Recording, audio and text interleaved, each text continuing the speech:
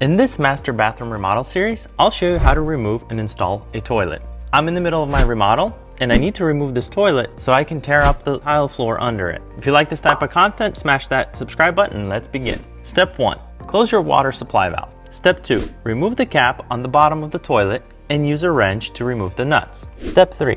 Take the lid off the tank and flush the toilet bowl. Make sure to hold the flapper valve open until all the water drains. You can even move the toilet back and forth and try to get most of the water out. Step 4. Remove the water hose. I managed to remove mine by hand, but if necessary, use channel locks to get it loose. Step 5.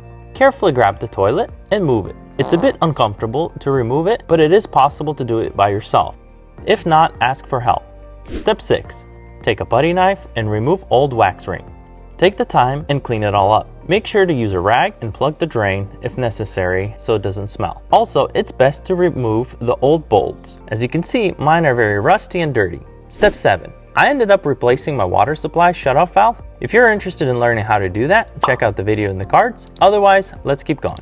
It's also a good idea to paint behind the toilet while you're at it. Step 8. You will need to buy a new wax ring, or you can get one of these wax-free rings that I wanted to try to install. Installing a ring like this is very basic. Just place the new screws in the slots, lock them in place with the provided washers, and then place the ring on top. I have a very detailed video about this in the links in the description below. Next, move the toilet back in place and position it carefully on the bolts. Place the washers first, and then the nuts, and tighten the bolts. Try to tighten both sides together so that the toilet doesn't get lopsided. Use the caps to cover the bolts. Next, connect the new hose to your toilet and open the shutoff valve. Inspect for leaks. If you have leaks like me, then make sure you tighten everything properly.